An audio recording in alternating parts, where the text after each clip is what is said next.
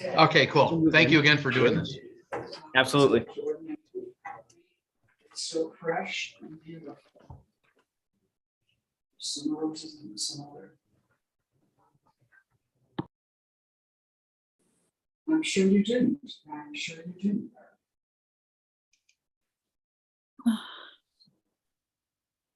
Janine, Yeah, are you getting all I'm getting is that same Buffalo News plus a small Yeah. picture of somebody's rug.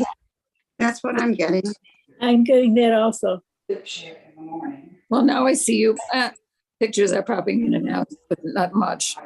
We're going to mute everyone now as the program gets started. Welcome to our first men's group speaker in person and on Zoom in 2 years.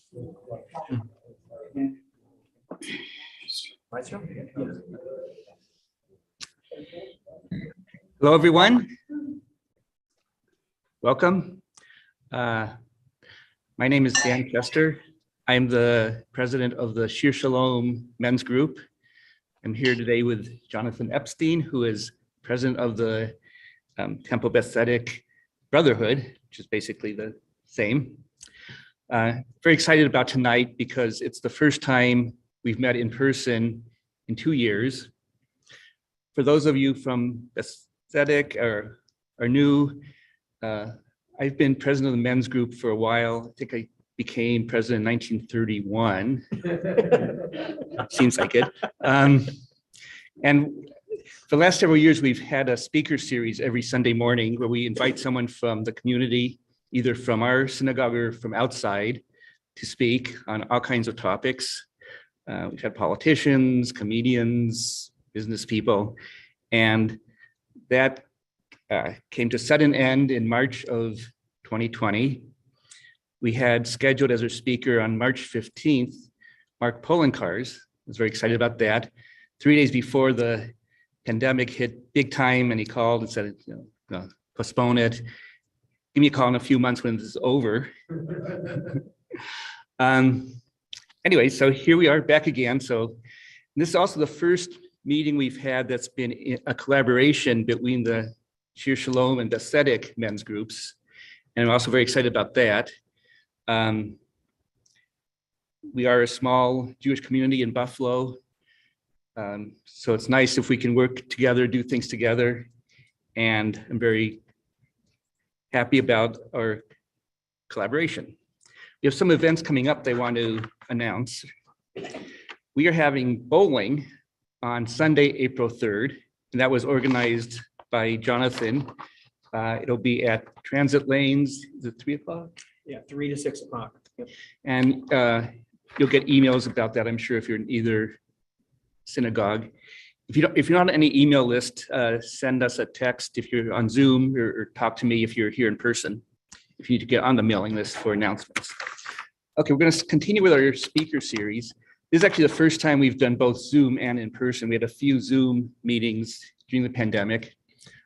Hopefully from now on we can be in person, and I think the Zoom is a nice addition because we actually have more people tuning in from home than we have here today. We have about 10 here and between 20 and 30 at home. Upcoming events. May 1st, we are having Andy Abramovitz speaking. Andy is an FBI agent. He's a member of Shir Shalom. He is going to come with a couple other FBI agents, and they're going to talk about a case they've worked on, local case. Andy has spoken to us before. He's a good speaker, and it's always a fun event. We hear kind of a true crime that's true from a local person. Again, May 1st, 2 things. For our men's group, we always invite women too. So if they're, for the women out there, wives and so on, you're welcome to attend, to watch. Also, all these upcoming events will be for both Shir Shalom and the Tzedek, so everyone is welcome. And again, should be getting email announcements with the time, date, Zoom link, and so on. That's Andy Abramovitz, May 1st. And the next speaker after that will be early June, and that'll be Gail Burstein. Gail is the Erie County Health Commissioner. She's had a busy couple of years. She actually spoke to us right before the pandemic started in January of 2020. I don't think she mentioned the pandemic at all. She talked about opioids because that was the big thing then. Things can change fast. And she spoke to us once again, one more time, I think that June or July of 2020, about COVID. That was really interesting. So she'll kind of give a before and after talk. She gave the before 2 years ago. Now she'll give the hopefully after talk. And she's a good speaker, and that'll be really interesting. Again, that'll be early June. Watch your emails for specifics. Other Shalom men's group activities, still doing the joke of the day. Hope everyone's enjoying that. We hit our 2-year anniversary yesterday. You'll have to sign me up for that. Yeah. Any people who are not signed up, send an email to me or send to Jonathan, he'll send to me, and we can get you signed up. We try and do a Jewish joke every day. Some are more Jewish than others.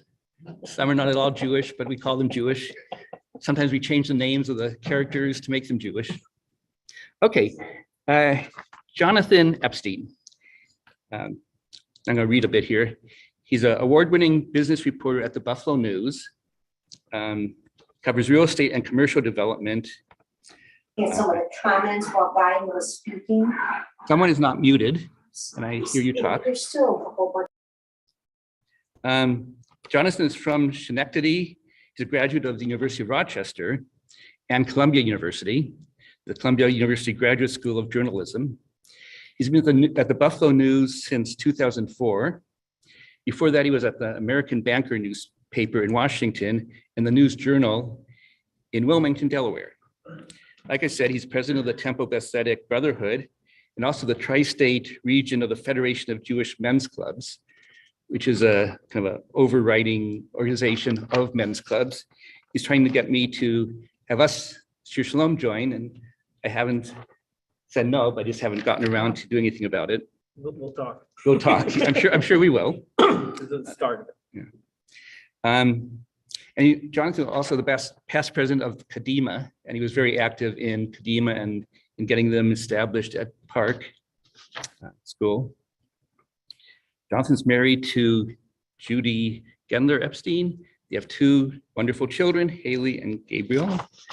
And that said, here's Jonathan. Dan Todarova, thank you very much. Before I start with my program, I'll mention, just to add on to what Dan was saying, that we're also very excited about the opportunity to collaborate. As Dan said, we're too small a community to have silos, and it makes sense to be able to bring our strengths together and bring our guys and everyone together and have fun. The bowling will be a great opportunity for that.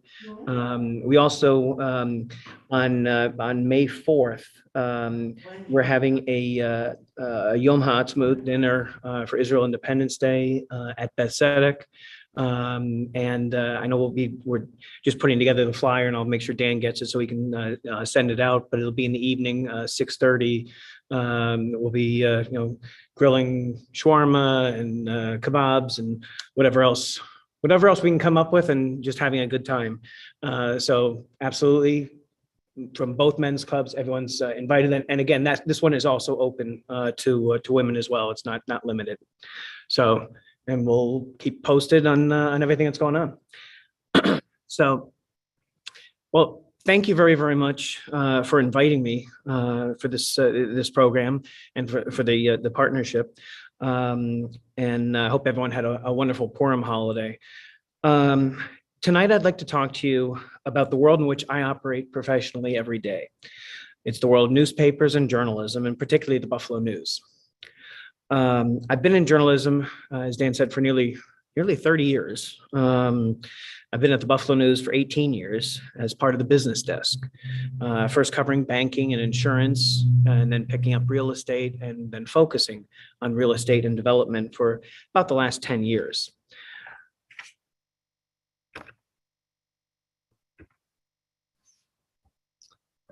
Sorry, a little technical difficulty here. Trying to get that. There we go. In that time, we've certainly gone through plenty of changes in our size and the technology that we use to report, and in our coverage. most recently, you've probably seen the evolution of Buffalo Next. And Buffalo Next is the newest iteration of our longtime business team with twice the number of reporters and significantly deeper coverage of business topics and issues and news in our community and how they impact or relate to all of you as citizens, as taxpayers, as residents, consumers, employees, and neighbors. Because when you get right down to the bottom of it, whether you're talking about real estate or banking, manufacturing, retail, small business, healthcare, technology, higher education, employment and labor, the stock market, or the global economy, it all does affect each of us right here.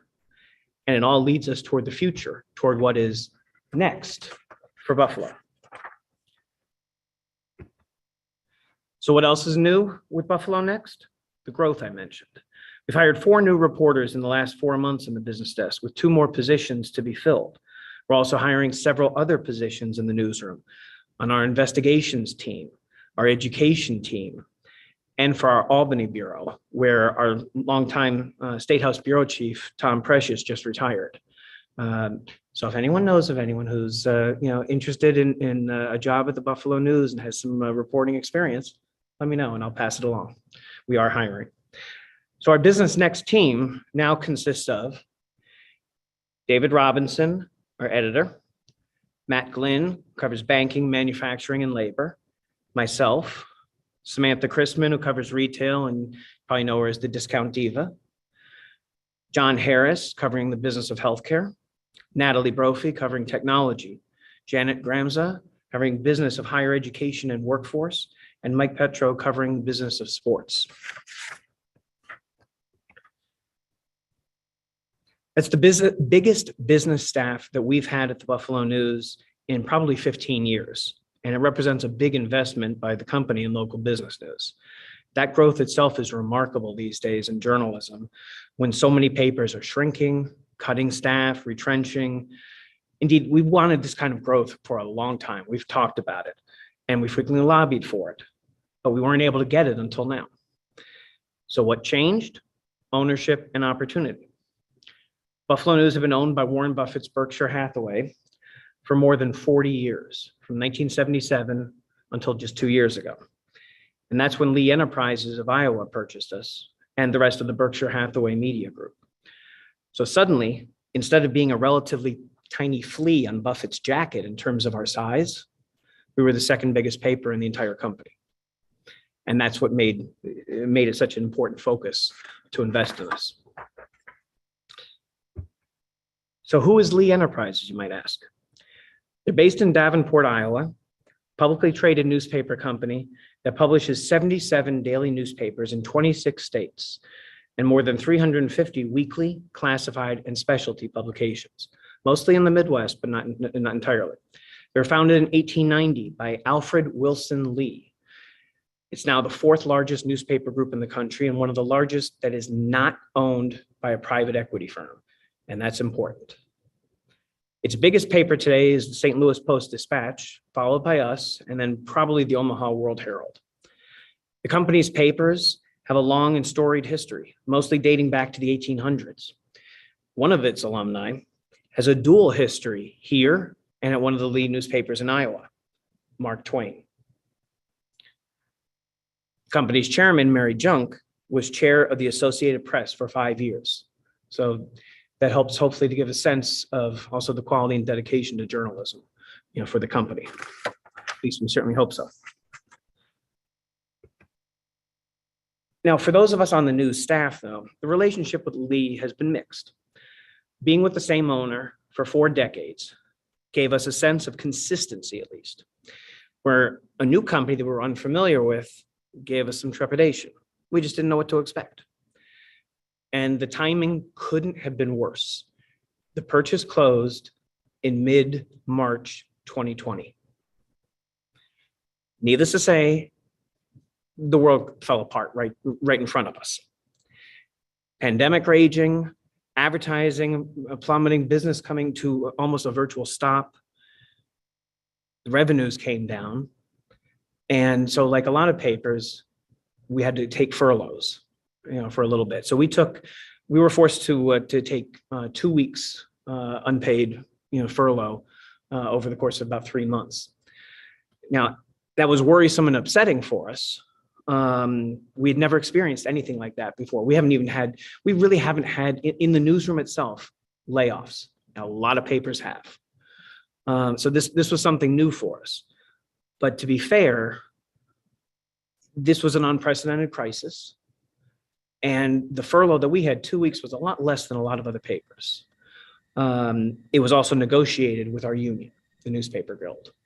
So at least there was give and take and collaboration. By contrast, when our union contract was up last summer, the Guild had a rather bitter fight with Lee, and you probably heard about it. It dragged on for several months, really, and really until the last minute. Interestingly, it had very little to do with dollars and cents, everything to do with power. Lee actually gave us raises, maintained our health insurance and our benefits. It did freeze our pension. That was one thing that we had to negotiate, and that was controversial for us. But it did so after sweetening the pension, after we agreed to a big sweetener. What they really wanted was to gut the provisions of the contract that we had that were more protective in nature. Things dealing with the purview of the Guild over certain aspects of reporting and writing and photography and layout and design. Things like layoff restrictions that we had in place. They wanted to outsource some elements of the production side, the editor, copy desk. These were some of the things they wanted. They wanted to. We had one of the strongest, if not the strongest, union contract of any of their papers, and so they wanted to essentially bring us in line with what they had elsewhere, rather than, I guess, allow us to filter out to the rest of their papers, essentially. So that's really what it was all about.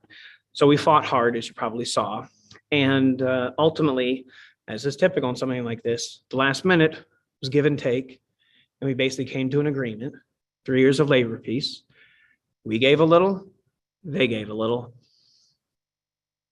and hopefully that's it for 3 years, and we can focus on what we really care about, which is the journalism and serving our community. So let me move on now to the day-to-day. I should have danced that before. Those are the Guild logos that you can see here. This was the angry logo that we used actually during our campaign fight. The other is our regular logo for the Guild.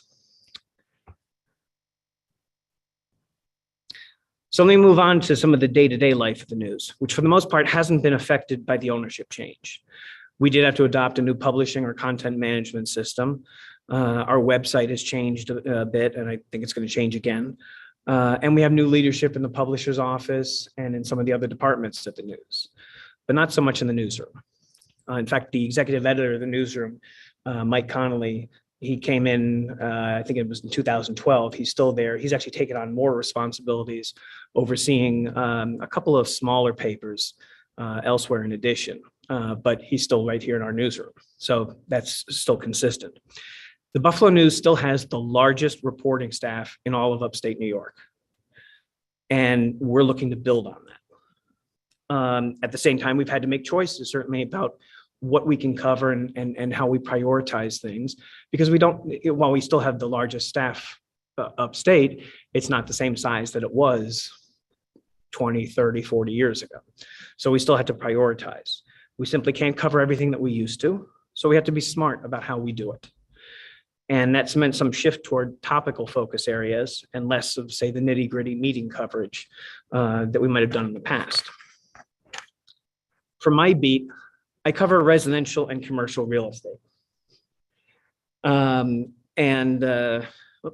Actually, these pictures you can see here, I'm interviewing Bob Wilmers. Here, that's Jim Mattress. He was the SUNY head. This is with, on the bottom left, Erie County Clerk, talking about zombies. And on that one, I included that for a little bit of fun. I was on a tour of a construction site, actually the Monarch 716 student housing project, when it was first being built on the west side by Buff State. And as you can see, it was during the winter. And as we're walking along the ground and on the construction site, it was a nice stretch of tarp that was covered in snow. And I went flying. And all I can say is our chief photographer, Derek G, he's so good. He whirled around very quickly just to make sure I was okay and quickly snapped a picture. So there you go. So here I cover both residential and commercial real estate. And here you can see me. I'm up on the, I think this was the Delaware North building that I was up on a tour on. And these are just pictures of some housing construction. I cover both residential and commercial real estate, including housing market trends, commercial development trends, and specific projects both in Buffalo and the suburbs. I have colleagues who cover Niagara County and occasionally pick up a couple of suburbs. And I have one colleague who covers historic preservation, environmental and cultural issues and things like that. You might know him, Mark Summer. In fact, I actually thought he might be here tonight. I don't know if he's on. He may be. Oh, there he is. Yep, he's on Zoom, as a matter of fact. So, hey, Mark. So yeah. So and a key thing I think is that we really collaborate and work together. In fact, Mark and I were coordinating earlier today on coverage of something. So to cover my beat, I routinely monitor the various planning boards, economic development agencies, and real estate filings, maintain communication with brokers and developers. A lot of the work can be done by phone or email or Zoom, but there's no substitute for the in-person connections from one-on-one interviews or even going to meetings. I may not write up every detail of those meetings, as I said, but it's amazing the stories and things that you can get from the conversations and the discussion that happened at the meeting. It's not necessarily what was approved or the language of what was approved or rejected, but what else happens in the discussion.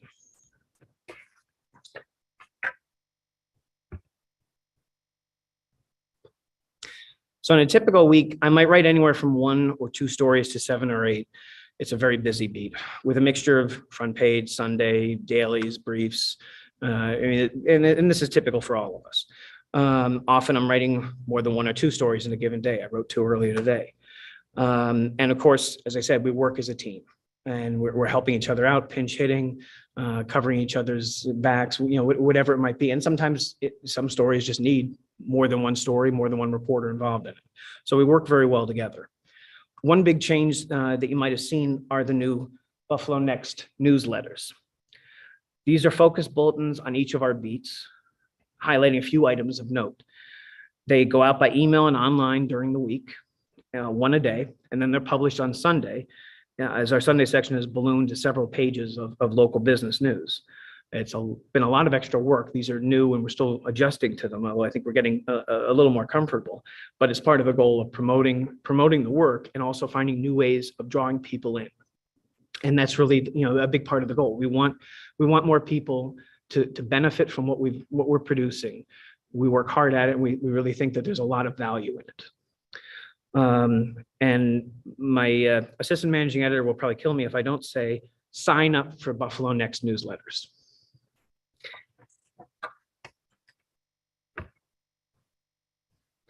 Our deadlines are constant throughout the day and night. Gone are the days when we had until the end of the day or the next day to finish a story, or when we could even just spend 2 days, 3 days working on something. Gone are the days when we didn't have to worry about a competitor getting it first. With the internet, everyone is a competitor. From local TV and radio station websites to business publications, blogs, personal websites, social media. We try not to worry about what all of them do because we know we can do it better, more accurately and more thoroughly because we can take the time and we have the space and we have the resources and the focus. But we do have to be much faster, still without sacrificing quality and accuracy. So that means we won't just publish something without verifying it and without making sure that we know what we're talking about. And we won't rush a story out if it's not ready, but we will try to get a quick summary out as fast as we can so we can at least be out there first.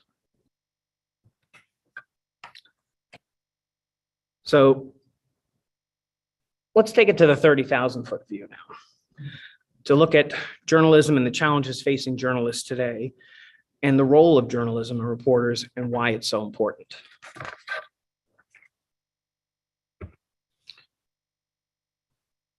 Journalism is often termed the fourth estate, or media as a whole, I should say, is fourth estate. That's because of the significant role and influence that journalists have in our political system as a check and balance on the three branches of government, as well as on the business world. And it's a job, a responsibility, we feel, that we don't take lightly because we believe deeply in what we do and why it's important. I know I feel that way. I know Mark feels that way. I know my colleagues feel that way. It's not that we feel entitled to something as journalists, it's that you are entitled to it. As citizens, taxpayers, and consumers, you deserve the truth, you deserve the full story, you deserve fairness and equity. There's a well-known quote about journalism that originally came from a fictional character created by a Chicago Evening Post columnist more than a century ago. And by news standards, that makes it pretty old. But it still very much applies today for many journalists. The job of the newspaper is to comfort the afflicted and afflict the comfortable. What it means, in essence, is that journalists see their task as looking out for the underdog, for those less privileged and less fortunate, and to ensure that those in power don't abuse their authority or influence. In short, we want to level the playing field for everyone. We do that through information because information is power. Our traditional role as journalists is to ensure that the public, our readers, listeners, and viewers know what is going on around them and what all the facts are and have all the facts with which to make their own decisions. Because that's what we're trying to do is empower you to make your decisions. It applies to everything from your choices about whom to vote for or what products to buy, to how we allow ourselves as human beings to be treated by those in power, those in business, or even those in religion. That's why we dig hard under the surface to tell our stories. Now, make no mistake, that does not mean that we take positions in our news stories or that we should be taking positions in our news stories or that we allow our opinions to come through. That job is reserved for the editorial pages, which are completely and totally separate from the news pages. Let me stress that again. The opinions expressed by the newspaper editorial boards are totally separate from the writing I do, Mark does, or anyone else in the newsroom. Journalists don't write editorials. Editorial writers don't write the news. There's a clear wall between us, often literally, and just as there is between the newsroom and the advertising department, in our case, a floor.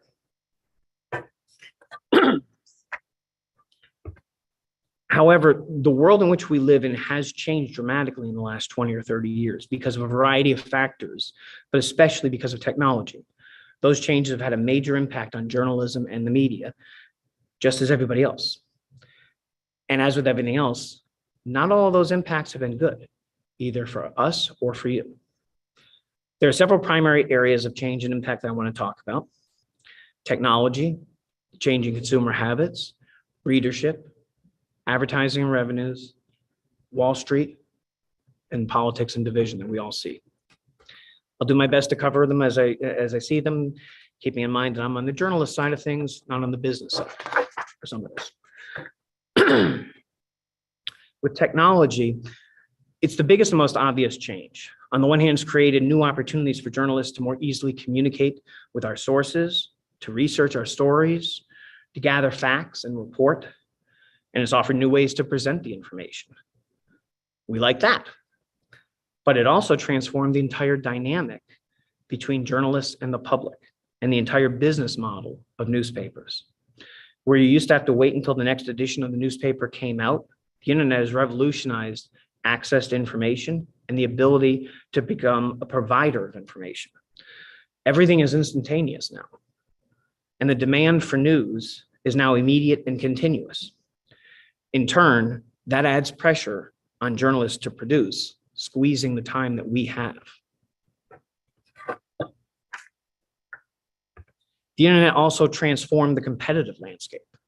A century ago, large metropolitan newspapers were the dominant 800-pound gorilla in most markets.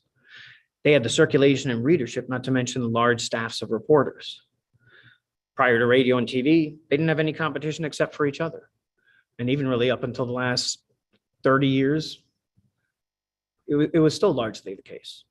Today, though, there's a myriad of sources for information and news, and almost anyone with a computer can now produce and put out information through alternative media, blogs, specialized websites, social media. That means they are also now competitors to newspapers, and not just for news, but for readers, for advertisers, for everything.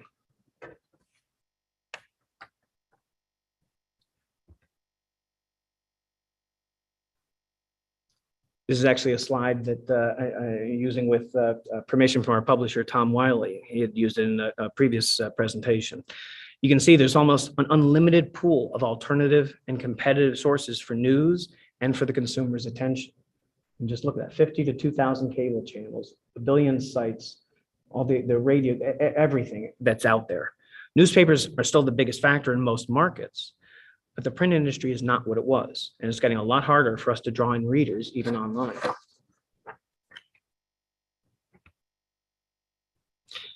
Consumer habits and interests also have changed, along with the attention span. There's so many things competing for our attention and so little time in the day. So getting the news has fallen in their priority list. But the flood of information has also led to a more unsettling change. People are more uncertain and confused about their news sources, about what is real and what is reliable, what is fake news. They're also more picky and selective about what they will read and what will draw them in. And they are more steadfast in their own views and more likely to choose information sources that match their views. That's a dangerous trend for democracy because they're not opening themselves up to other viewpoints. They're just reinforcing their own thoughts.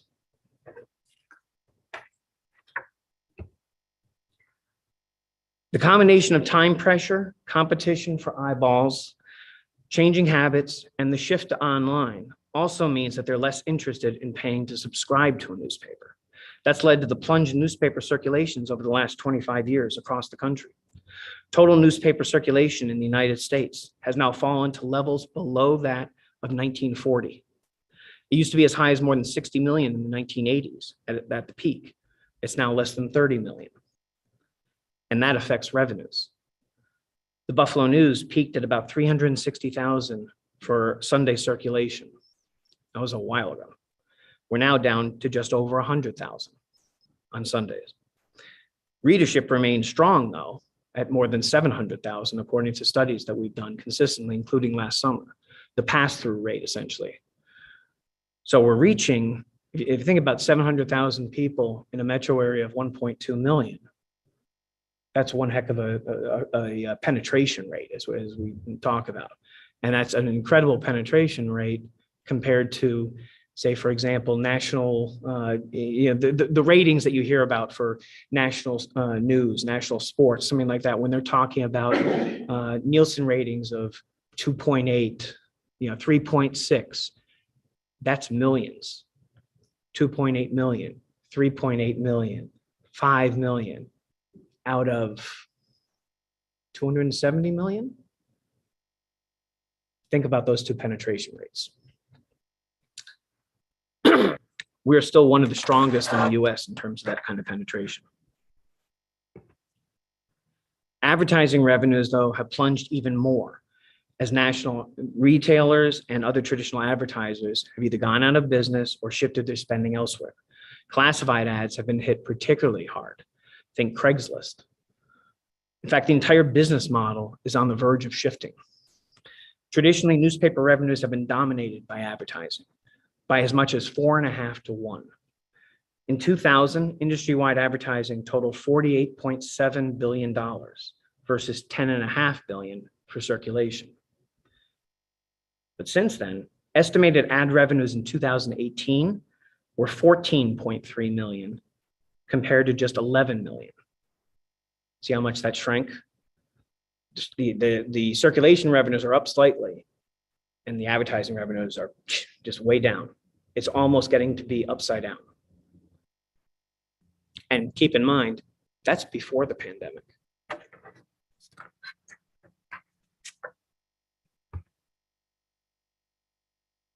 With the financial pressures on newspaper companies, the media industry has been consolidating for years, but it's only grown more intense recently with the financial struggles of many companies, and making it worse, Wall Street hedge funds.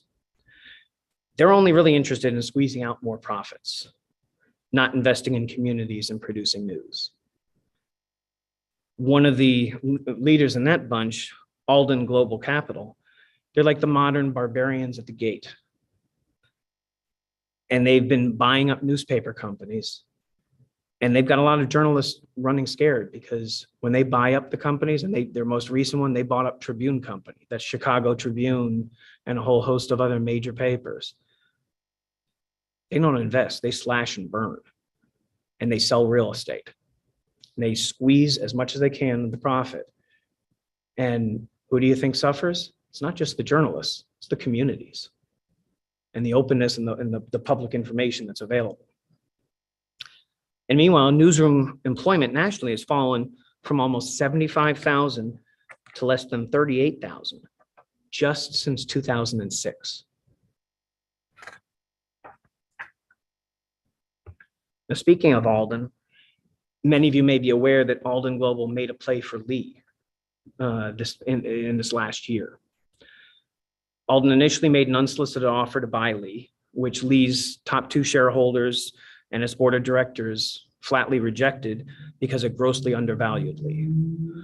Alden came back with an effort to nominate two directors to Lee's board, initially to influence and all that, but ultimately to take over and get what they want, which would be to sell. Lee fought back, rejected the Alden proposal on technical lines, adopted a poison pill plan to dilute Alden's ownership if necessary. And when Alden went to court, Lee won twice.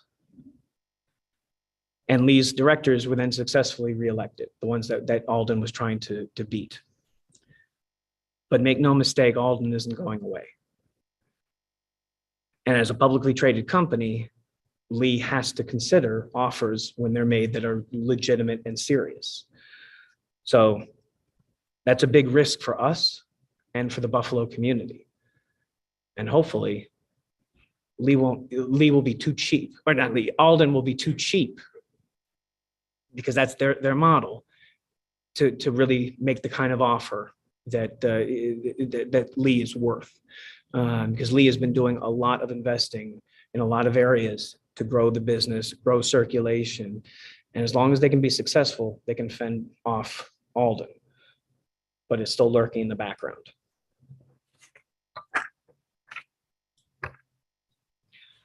Finally, there's been a noticeable change in coverage, particularly for political subjects. And this is something that I hinted at a little bit earlier, and something that I don't agree with at all myself. Reporters are never supposed to allow their personal views into their coverage, either through their words and headlines, or even through the way that they cover a story or the subject of a story. That was drilled into me in journalism school and every job I've had, and the way I've always believed. Unfortunately, I think that's been happening in Washington with the national political coverage. And I'm sad that that's the case. It's damaged not only our readers, who expect and deserve better, but our own credibility as journalists. Because I think it filters down to everybody, even for those of us who don't cover politics. I think this also plays into the overall national trends of divisiveness and decay that have so poisoned our civic atmosphere.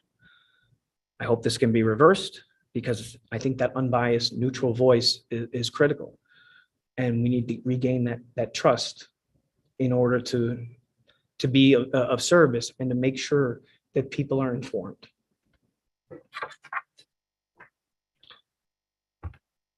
So why are newspapers still important?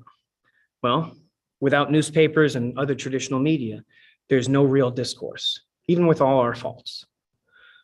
Without newspapers, there's no fuller story, no in-depth reporting, no truth.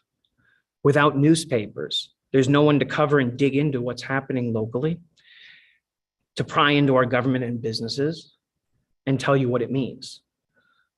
See, broadcasters can't match what newspapers do, not because they don't want to, but they don't have the resources. Their staffs are even tighter and thinner than any newspaper. And the blogs, social media sites, other services out there, frankly, they'd be nowhere without the newspapers that report the information they opine on. If you think about it, all the different sources that are out there that you might see, reporting on this, that, and the other thing, where do you think they get their information from originally? Where does that come from originally? It's not from these bloggers and whatever. They're getting it from some kind of a news source, a legitimate news source. And it's most likely going to be one of the newspapers because they're the ones that have the resources to dig it out and report it. So in short, there's no better source than newspapers. And there's no better news source in Western New York than the Buffalo News. So I hope you subscribe. I hope you support. I hope you read. And I hope this was very, very helpful and informative. Thank you.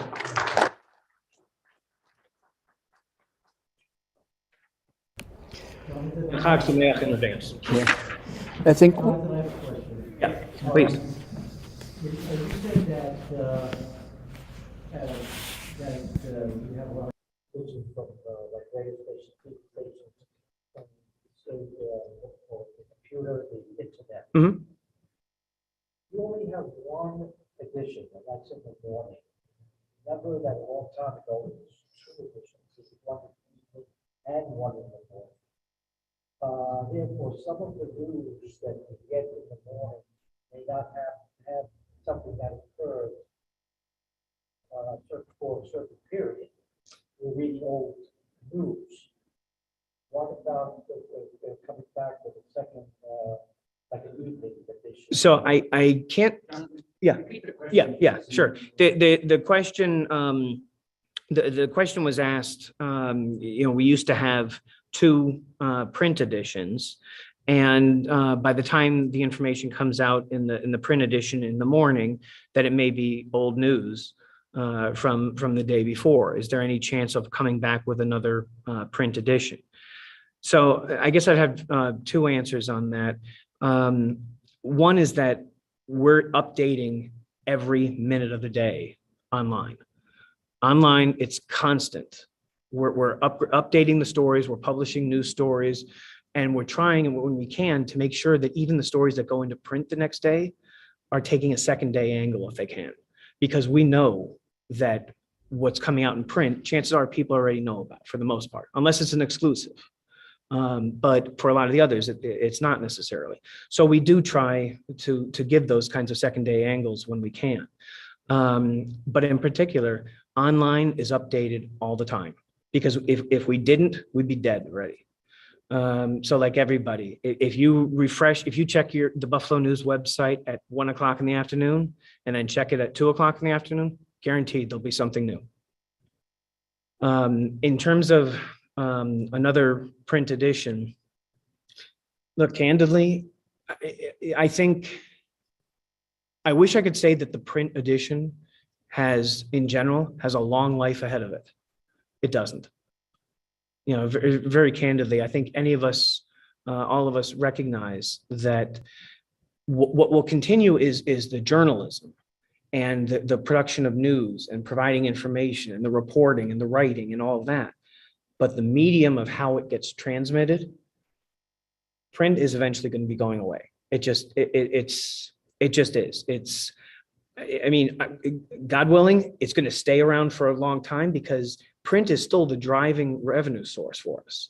We are trying to build our online readership, our readership of our newsletters, all of that. I'm trying to remember what the numbers are right now.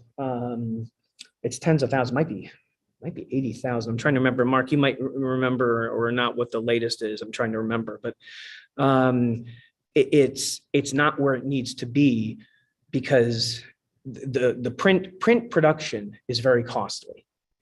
So at the same time that, we have to just kind of weigh those factors. Paper is expensive, ink is expensive. Even though the presses we have, they're in place, they're paid for, and they're used actually for some other publications to generate some additional revenues. But actually running an additional run of print, my guess is the cost wouldn't be justified, by the revenues that we would bring in right now. And in most cases, most places, you don't necessarily see, you might see it with I don't even think the New York Times, I mean, you might get, slightly different editions, but they're all coming out about the same time. It's not like you have a morning and an evening necessarily of the same paper, not the way you used to. Yeah. Let me just say, for the Somebody people on Zoom, if you have questions, wave, or if you don't have your camera on, click on the reactions button and wave. And I'll let you handle the online, in case you see something, just flag it. I only see like 5 of them right now. Yeah. We have someone here with a question. Yes. Two questions. I hear stories about the press in the U.S. coming under, people coming under threats, life and their property. Press in terms of stream of press compared with other Western nations. So was the freedom of the press compared around the world? I mean, I think there's no question the U.S. freedom of the press is the strongest. I don't think there's any question about that.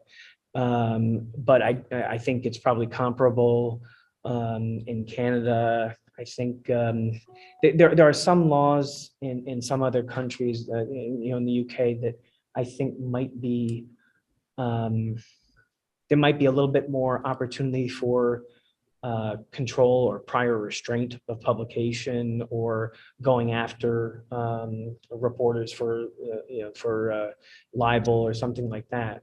The standards for libel here are very high, and that's generally intentional, because we're human. So we're going, mistakes are going to happen. The key is that it's not be a deliberate mistake meant to actually harm somebody. And you're not going to find that standard, I don't think, in any other country. In terms of the safety and security, I mean, yeah, there have been, I think it's like with everything in the last few years,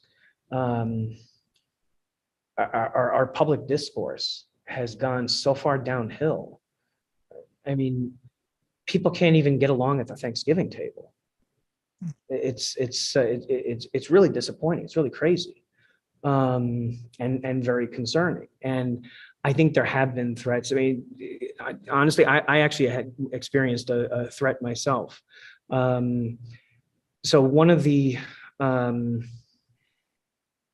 I guess I won't go into the details of what it came from, but let's just say my editor and I both heard from the FBI that they had some inkling of a threat having been made. I don't think in the end that it was serious, and I think they probably warned the person quite strongly, because this was somebody who was under investigation. But it did happen. This was in the last few years, so it's in that same kind of time frame. Although it has nothing to do with right versus left and liberal conservative or anything like that. It was specific to the story. But I think, yeah, there's a there's a failure to respect each other, and it's disheartening. And then you see what's happening in other countries, and it's particularly disturbing. I mean, the reporters that are covering what's happening in Ukraine and getting killed, they're not combatants. They're there trying to just keep the world informed of what's going on. Of course, that's exactly what Russia doesn't want. So as far as Russia is concerned, I guess they don't care. But yeah, it's concerning. Stephen online has a question. Yeah. Jonathan, I have first a comment and then a question. Sure. My comment is that among the serious losses in the downsizing of the newspapers is the terrible loss in the sense of community. I've lived in Buffalo for over 50 years, and I remember in the good old days when there were two very robust newspapers. You could read stories about the goings on at the school boards and the developments in the say in the creation of town parks, and that gave a wonderful sense of being a member of a community, and we could learn from each other. And I'm really worried about what will take the place of that. As you just noted, it seems that everyone is at everyone else's throat nowadays, and I think that's a very sad thing. That was my comment. My question is this: I'm troubled by your comment that Lee is under some kind of business obligation to accept a fair or reasonable business offer. Aren't there any regulations like antitrust or anti-monopoly regulations that would prevent or limit the consolidation of power in the hands of a large hedge fund? Did everybody hear that? Could you guys hear? Okay, I'm going to just repeat the question. I don't know if you were able to hear the comment at all, any of it. So what Steve, is it? Yeah, Steve. Yes. What Steve, first of all, was saying in terms of the comment was how much of a shame it is, the changes that have occurred, that he remembers when years ago when we had two papers, and when you would read coverage, you could read coverage of school board meetings and planning for town parks and things like that, and there was a real sense of community. And a sense of belonging, and that to some extent is part of the victim of just what's happened in journalism. Steve, does that sum up that first part that you were saying? Perfect summary. Okay, and then what he was asking, he was saying he was troubled by the idea that Lee might be required to essentially accept a legitimate offer that's made to it. If that were to happen, and aren't there some kind of regulations or laws, antitrust or something like that could prevent and protect that? Is that accurate? Yes, it is. Okay. So we all wish there was. I would say that we all wish that there was some kind of guaranteed protection. Bottom line, Lee is a publicly traded company, and they're responsible to their investors. We wish that there were some better better opportunity to protect newspaper companies. I'm sure the employees at Tribune Company and a few other chains that Alden has swallowed up wish the same thing.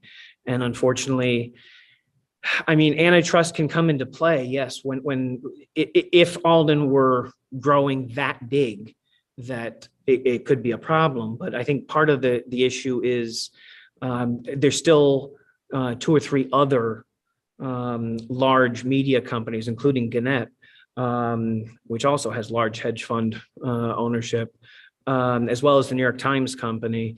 There's still enough other players that probably it's not yet at the point where Alden would be an antitrust threat. The other is that depending on how the antitrust authorities look at it, they're no longer looking at just newspapers. It would be looking at mass media. And when you look at mass media, so then you're looking at, you're looking at the television networks and CNN and the various radio companies and everything else, and probably also the internet. And so then it dilutes it even further. And again, Alden is not necessarily a threat in that way. I mean, there are a couple of cases of, well, first of all, there have been some cases of private individuals, private business people buying up newspapers. I mean, the biggest and best known is Jeff Bezos buying the Washington Post, of course. So, but that's if you want Amazon essentially controlling the Washington Post. But there have been other cases of local businessmen buying up the local papers, sort of the way, in a way, a full circle back to the way it, of course, used to be. I mean, the News was owned by the Butler family from the beginning until they sold it to Warren Buffett. So that would essentially be kind of a return to that kind of thing. But you have to find somebody who's obviously willing to do that and also willing to preserve the independence of the paper. The other is that there are a couple of examples, St. Petersburg being probably the best one, of nonprofit ownership of papers. And in that way, it then becomes hopefully more of a community asset. But you still have to figure out how to finance. And that's the key thing. It's newspapers are still, they're labor intensive. And you've got to be able to have enough revenues to pay the staff and pay a quality staff and keep the quality of what you're doing. But those are different things. I know there's been talk about trying to get other kinds of financial support for newspapers and other protections, but at the moment, I don't think there are any. Some more questions online. Yeah. Turn off screen share and then I can do that. we can see everyone. Yep. Hold on a sec. Where's my cursor? Oop. Okay. There we go. Okay, Stu. Is there any chance for the city and regional section to increase its local staff the way the Buffalo Next section has? It seems lately a lot of the regional stories are about New York City region or Washington region, and the locality is disappearing. I know that's something that I think the leadership of the newsroom would certainly love to be able to do. Oh, sorry. Stuart was asking about whether there's any chance of the local and regional section getting a bigger staff like like Buffalo Next has done and getting more coverage. I think again the leadership of the paper, the newsroom, would probably love to do that. It's all about money, of course, obviously, in being able to. We have hired a few people here and there. We have, as I mentioned, an opening for an education reporter, an opening for an investigative reporter, an opening for Albany bureau chief. I think that one of the areas that we've lost in particular is the suburbs. And, that's because the reporters who were covering them, in a couple of cases, they retired or took buyouts some years ago.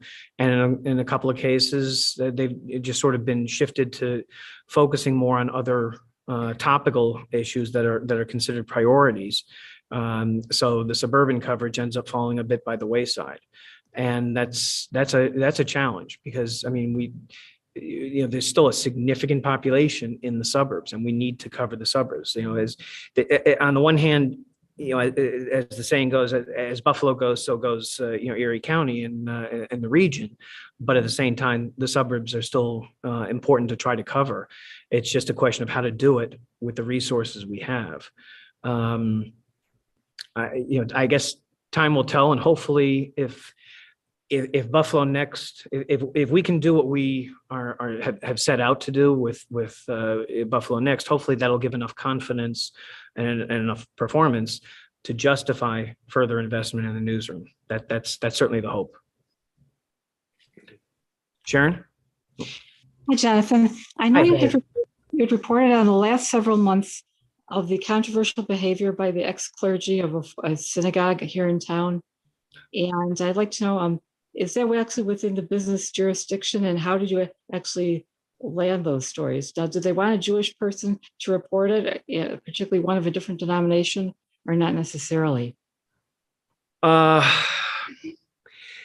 So the question was asked about some of the stories that I've written that were off the business beat that involved coverage of a clergy situation at another synagogue. The references to Beth Zion, obviously, and what has gone on there.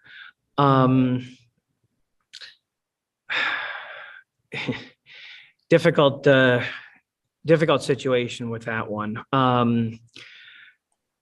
That was one that came to my attention, that I had heard about. It's a small community, obviously. I think my feeling in here, when I heard about it, I think it was more like, I think it was important.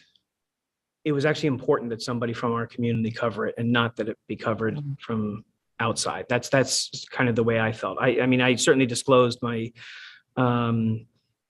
any conflicts I have. I mean, it's a small community. I know the people involved, and that makes it extra difficult, but it also makes it extra important to cover it. We can't shove our dirty laundry in the corner, or brush the dust under the rug any more than anyone else. No one is immune from it. No one is excused from it. And I think it was important to do those stories. Difficult, but still important to do them. Did that answer your question? Thank you so much. Yep. Gil, I'll get to you in a second. Go ahead. It seems like, maybe it's just my opinion, that the media is leaning more to the left, and that they're afraid to report the news or investigate it a little deeper to see if there's any issue. Most recent example, I think, that is Biden's laptop, which the New York Times finally came out and said something, probably only because the investigation is going to be blown up and it's going to be out there for everybody to see. Do you have any thoughts on where the media's been going lately on their reporting left or right, or conservative or progressive? So let me repeat the question so that everyone can hear it first and tell me if I'm getting it right. The question concerns whether I have any thoughts on the way the media is leaning. The question is said to the left, citing the example of Biden's laptop, and that it just being reported now by the New York Times. I guess what seems to be happening with that that tilt in politics. Is that sum up? Yeah. Okay. So I think that gets to what I was alluding to earlier in my remarks. I'm troubled by it too. And I, for what it's worth, I consider myself, and I would never let any of this into, my reporting. I consider myself left of, probably left of center, fairly central, but, still to the left. This is not what I was trained. This is not the way I believe reporting should be. Our job is to give you the information and let you decide. And it's supposed to be factual. And I have a real hard time with what the New York Times has been doing of late. Personally, I used to, readily defend the New York Times, and I still will on a lot of other things. Somebody, might criticize, but I'm troubled by it too, because I think it hurts all of us. There's a serious credibility gap that now exists where people don't trust the media.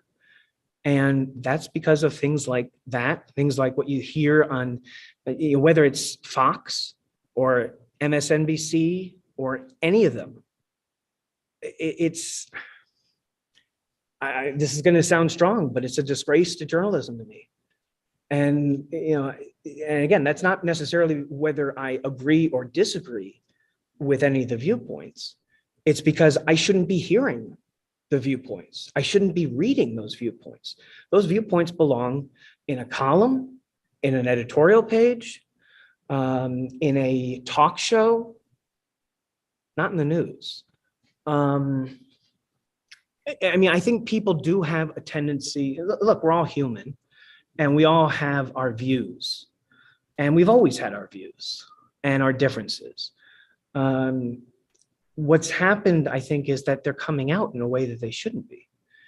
And I think that goes back probably 20 years, probably. I'd almost trace it back to Newt Gingrich. Just the general decline in civility and attitude. I think you can trace it back to Newt, but it's not exclusive to one side or the other. It's both. You have some of the right-wing publications and media that are equally horrible in what they're doing. Of course, some of them make no bones about it. So, but it doesn't do us any good as a society to get so much of that. So I don't know if that answers your question. Of course, that's my own opinion. I'm not speaking for my editor or anybody else, but that's my opinion. I didn't go to Columbia Journalism to express my opinion. I went to report the news. Gil, you had a question? Yeah, thanks so much for the presentation. And, I'm a big supporter of print journalism. I actually worked on 2 city papers. I always subscribed to my city newspaper. I worked on the Dallas Morning News for a bit and then on the Orange County Register. So I have questions about the mechanics of putting out a paper these days. Sure. And it's been a long time since I did it. So the first question is stories. So it used to be kind of a give and take with the editor. The reporters would come in with ideas. The editors had a certain paradigm that they were thinking of as far as stories. How does it work nowadays? Do you pitch stories? Are you always assigned stuff? How does that work? And then the second part was I was managing editor of my college paper, and we were actually still on manual typewriters, but you could figure out pretty closely copy inches because, we had the certain widths. I don't know if, Jonathan, you may be too young to remember those days. No, I know what you mean. Them. Yep. And it was pretty accurate, but as far as length, it doesn't matter, I guess, for online stuff, I guess, but for what's actually printed, how does that work nowadays? So in some ways, let me repeat the question. The question was kind of about the mechanics of the newspaper and how it works. Gil had done some work at newspapers in the past, and he was wondering sort of how it works nowadays. Is there still give and take between the editor and the reporters about stories, or am I assigned stories? How is the story length determined and calculated, and that kind of thing. So in some ways, a lot of it actually is probably about the same. I mean, the technology has certainly changed things, but some of the things you were asking about are actually, I don't know that they're necessarily even that much different.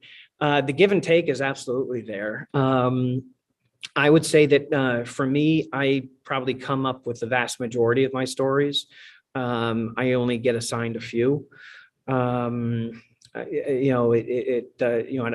Mark, I imagine is probably similar, as well. I mean, our beats, we generate a lot of stories. I think the general assignment reporters, because of the nature of their responsibilities, their general assignment.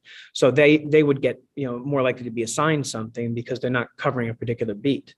And actually, on that topic, so one of the other changes that happened a number of years ago with the downsizing of the staff, now the business reporters also, along with the city reporters, rotate weekend shifts. So I'll work a Sunday shift it has been 3 to 4 weeks, but hopefully it'll be a little less than that now that we have a few more reporters. But I'll work a Sunday shift and I'll be doing, GA reporting. I covered the St. Patty's Day parade this past weekend. That was a hoot. People were having a really good time. No question about that. It was good to see. But for the most part, I can pick out my stories, but there's still give and take. There's definitely talking about stories, talking about kind of what I'm learning, what I'm finding out, how to write them so that they really capture attention. And there's also, with the Buffalo Next, one of the things is a lot of focus, especially on the Sunday stories, but also on the page one stories for everybody. We really want to make sure that we capture high up in the story what it means, what's the impact on all of you. You know, what does it mean for Buffalo's economy? What does it mean for Buffalo's X, fill in the blank, whatever it might be, but what does it mean? And so there's a lot of, you know, talking back and forth and editing about that kind of thing. So that certainly, you know, still goes on. In terms of the, you know, the length, yeah, we're given, you know, rough lengths, especially the Buffalo Next section. Again, this is a sort of a new thing. They've got some templates for print that are pretty firm. Like the story lengths, I think on the daily paper, the longest story for Business Next on a daily is 500 words. Then I think there's a 300-word slot and like a 250-word slot or 200-word slot or something like that. The Sundays can go longer. The front pages, you know, certainly a lot more flexibility. But there's these prescribed lengths because they're trying not to. They don't want to jump the stories in the print. It's about the design, basically, is what it comes down to, and the amount of space that there is. So I mean, as you said, there's no real limit in a way online. And a lot of times I'll try to restore things online that might have been put into notes so that they weren't published in print, because I got more room online and there's more I want to be able to tell about the stories. And it's usually, it might be technical stuff or whatever. Or maybe it's a quote that I want to try to get in because I want to make sure that somebody has their, you know, an extra say because I, you know, interviewed them and gave them, you know, took some time. But for print, it's certainly just as rigid as it was. And the software that we have, you know, it'll give us, you know, word count or inch count. We have it calculated. You know, we know it's roughly, but by the way we have it set up right now, it's roughly 31 words to the inch, to column inch. And that's the measurement that's essentially used, a column inch. So I guess you never have to call in stories anymore. I remember doing that, calling them in. Yeah, once in a blue moon, you know, there might Yeah. be something. I'm actually reading Carl Bernstein's book that he just wrote, kind of a memoir of his early years before the Post, when he was at I think it was the Washington Star, and he's still, and this is back, you know, in the like the 60s. I'm reading right now. Actually, I just finished reading about the Kennedy assassination, and you know, he's still talking about taking dictation from reporters calling in from the scene and you know, all that kind of thing. Yeah, you don't have as much of that anymore. I mean, I've got my laptop. We all have laptops. And you know, now when I go to a planning board meeting, I'm sitting there with my laptop typing. So I've got my notes right there, or I've got, if you can see here, micro cassette recorder. I've got interviews on here. You know, and it's much more portable and much more, you know, on the go. Occasionally I'll call in something, but it's usually just if I really need to get something up very quickly, and it's not a full story. It would be 3 paragraphs or something like that. Yeah. Bruce? Yeah, hey, I'm curious. You've been doing this for a long time. What are the stories that stand out? And I'm not talking about like 9/11. We all remember what we were doing that day, but like the local stories that you've done. What are the ones that stand out because either you're really glad you did that story, or you really hated doing that story, or it made a difference, or you uncovered something? What are the ones that stand out over the years? Yeah, I actually had meant to mention that. Repeat the question. Yeah. Bruce was asking, what are some of the stories that have really stood out for me over the years that I've been doing this, and you know, not the 9/11s, you know, that everybody experienced, but some of the local stuff and things I've enjoyed, things I've, you know, hated having to write, things I've you know, discovered or learned something from, things like that. So there were 2 big stories in particular that I've been involved with in the last, you know, 18 years since I've been here. The first, back in 2006, I worked with Rod Watson on a 4-day series called The High Cost of Being Poor. I don't know if any of you remember that or not. It was a series that looked at check cashing and payday lending and predatory mortgages and rent to own. and all that kind of thing. And this was in 2006. So keep in mind, the meltdown was 2 years later. This was a series that won. It won a bunch of awards, which was really encouraging and rewarding for me. Not financially, but just really satisfying to get that recognition. This was something that was important. At the time, I was covering banking, and I'd been covering banking for, since '94.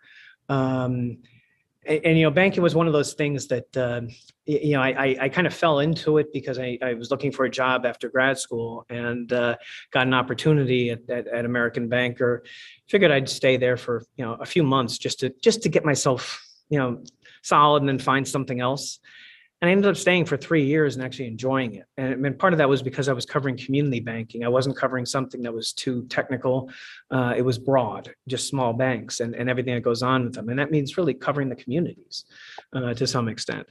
And I did a lot of stuff with the Community Reinvestment Act and those kinds of issues of redlining and the like.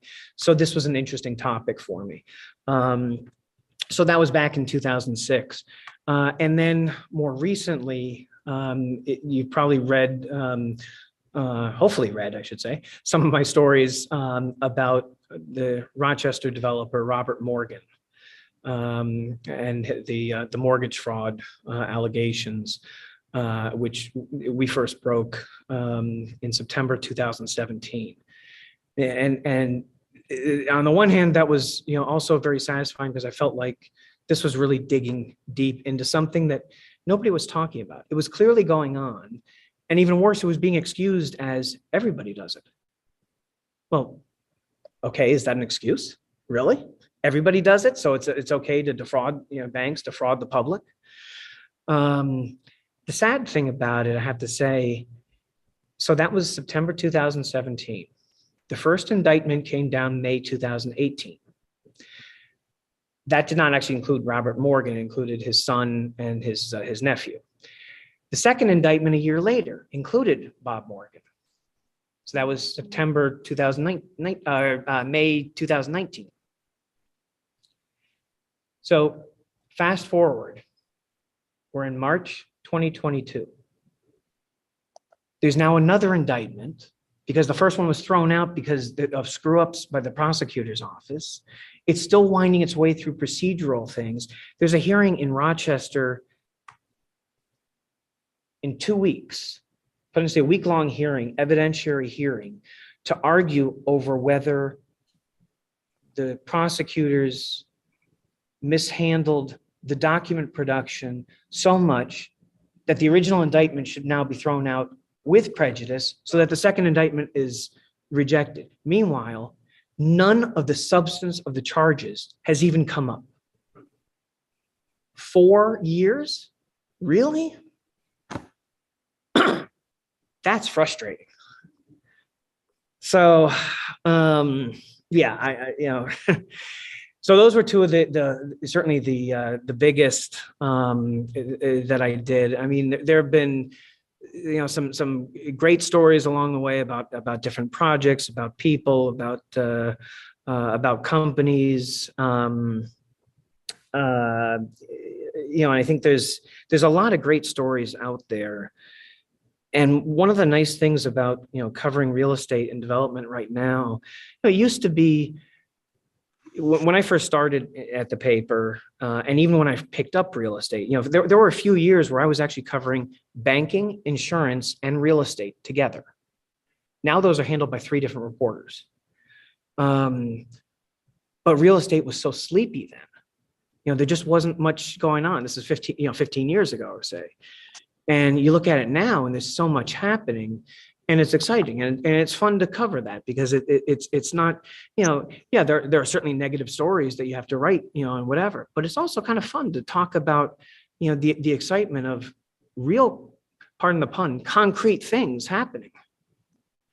Okay, don't pardon the pun, it was intentional, but so, that's, Bruce, I hope that helps answer your question. Sorry about that. I was muted. Yes, that was interesting. And like I said, I still think you and I need to get together for a beer and swap war stories because Happy to. we both have a bunch to tell. Happy. Give me a call. Would love Right. to. This might be a good time to stop. Unless there's any questions. Stu's had his hand up for a bit. So I want to thank, Who had? Oh, Stu. Yeah. Yeah, Stu Shapiro's had his hand up for a while. He's very patient until he isn't. Thank you. I had a question about journalistic style. It seems to me the old style of journalism was to get the meat of the article into the first paragraph or so, so Right. that someone stops reading, they've gotten the information the reporter wants to transmit. Now it seems that articles are written like novels, where there's a sort of human interest introduction, and you don't really get to find out what the article is about until you're way into it. Am I right? Has that changed? Has that officially changed?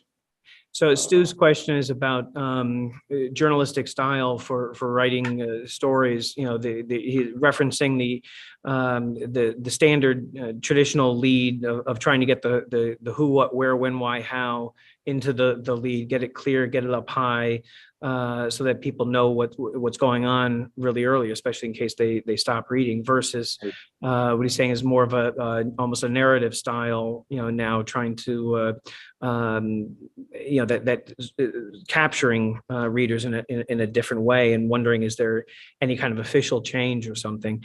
There's certainly no official change or anything like that. I don't think there's an official anything, but I think that there's a balancing act. I would say there are definitely plenty of stories that are still very much the who, what, where, when, why, how, you know, or as much of that as you can up high, you know, quickly.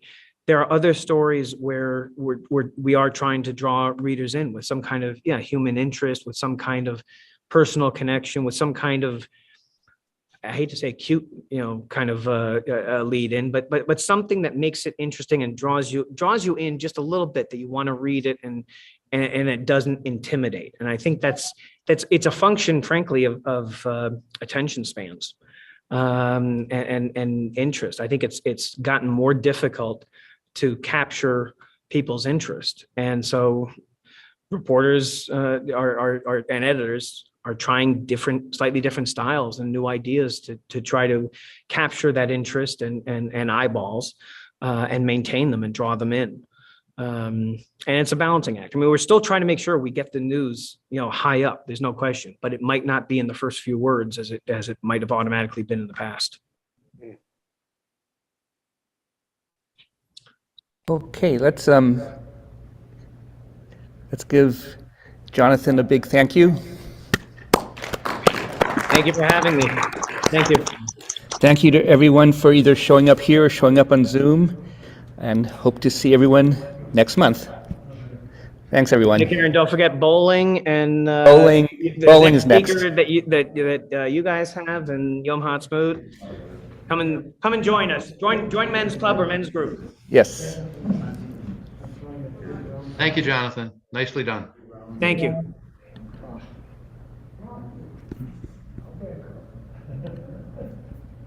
Yeah, very interesting.